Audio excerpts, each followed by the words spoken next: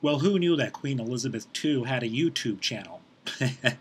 And that's how Chapter 2, the history of public relations, starts up by talking about what Seitel deems as one of the most important things to happen in PR in 2007 was Queen Elizabeth II having a YouTube channel, kind of a humorous way to begin this chapter, which um, the history of public relations probably doesn't sound like something that would have a lot of entertainment value to it, but I think Seitel does a good job of showing some of the more interesting ways that public relations has appeared over history.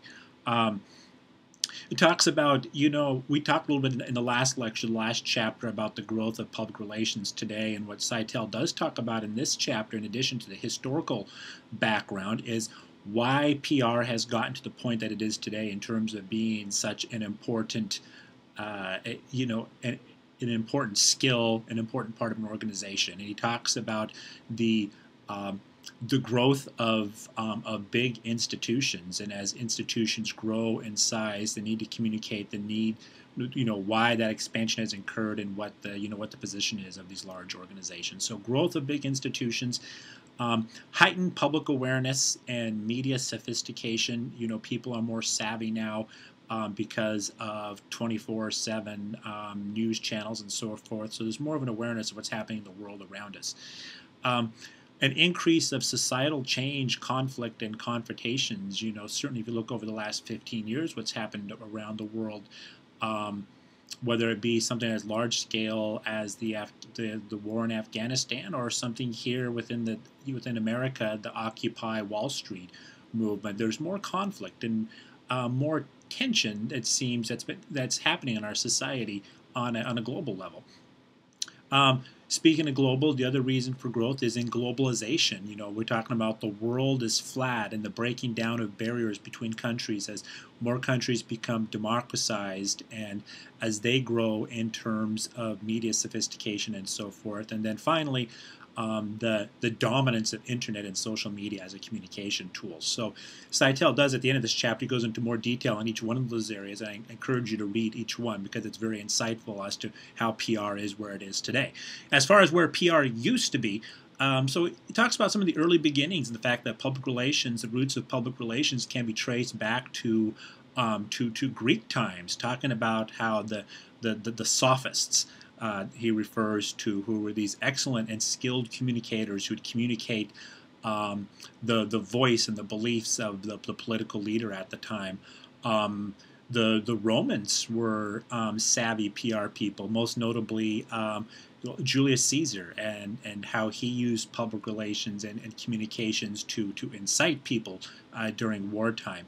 And then the Catholic Church talks about Pope Gregory XV and the role that public relations played there, and when the term propaganda was introduced for the first time. So, though the field of public relations as a career is not that big. It's been around for almost 100 years now, but public relations itself as a function has been around for much, much, much longer than that.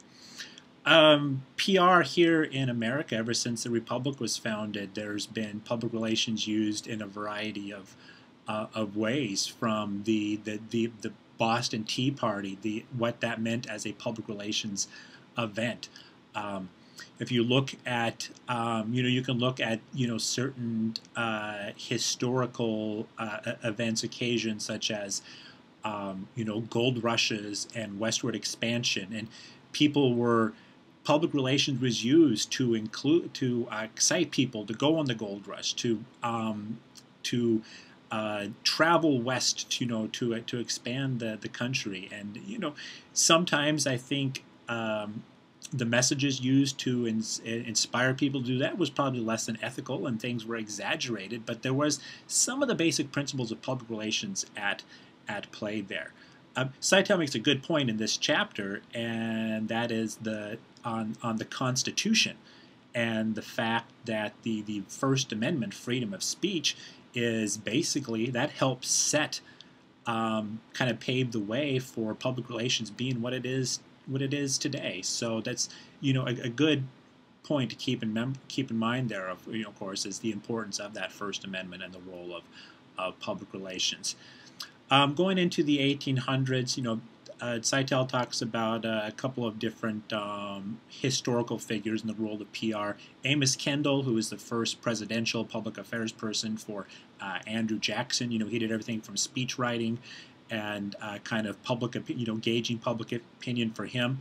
Talk about the great P.T. Barnum, Barnum Bailey Circus, and how he used the tactics he used to get people to come to the circus. And he was quite the showman. Definitely played things up.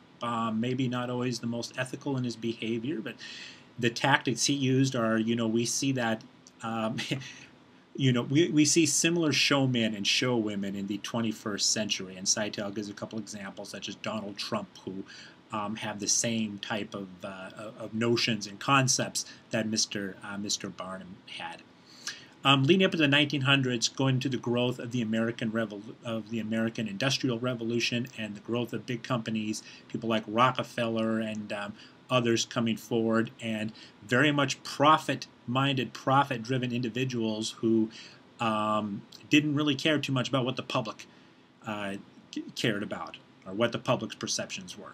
They were very focused on the bottom line there, and that turned out to be didn't work out too well for them. And Seitel talks about the muckrakers, the journalists who would start reporting on these practices of these corporate leaders, and then people were starting to get nervous and uncomfortable with this, and the corporations starting to realize, oh, we got a bit of a problem on our hand. So enter, once again, public relations. And the first person to get involved, kind of the father of public relations in America, is Mr. Ivy Lee, who worked for Rockefeller.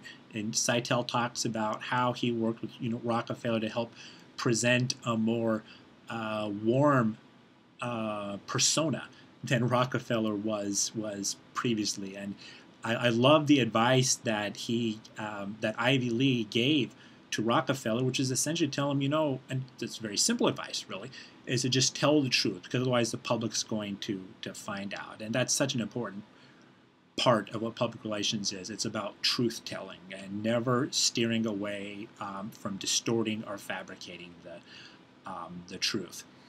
Public relations continued to grow in the 20th century. Wartime, World War I and World War II, public relations was involved quite a bit, talking about the Creel Commission and how in World War II public relations was needed to help build morale in the country, to get people excited wanting to buy war bonds, to conserve for materials that could be used to help the soldiers. It was very, very, very effective on how that worked on a national level and got people so passionate about supporting World War II. And ever since then, we've never really seen that type of support of war since World War II. And a lot of that support has to do with how effective public relations was in conveying how Americans could get behind and support the war and the soldiers.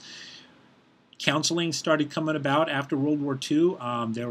Because of the PR efforts that were used and people saw how effective it was, started seeing PR counselors, Edward Bernays being one of the first PR counselors.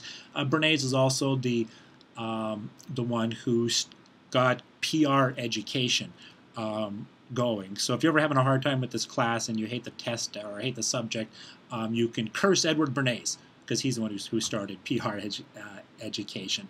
And then the growth in terms of corporations and how PR was involved there. Like I said, Seitel closes off with going into more detail about those 5 big reasons for why PR is where it is today. So be sure to go through those. So I hope you found this chapter to be fairly interesting. You should walk away from this chapter with an understanding of what the roots are of public relations, who some of the historical figures were in America in terms of the growth of public relations, and what were some of the factors that led to the growth of PR in America in the 20th century today. So that's chapter 2, and we will see you with the next lecture.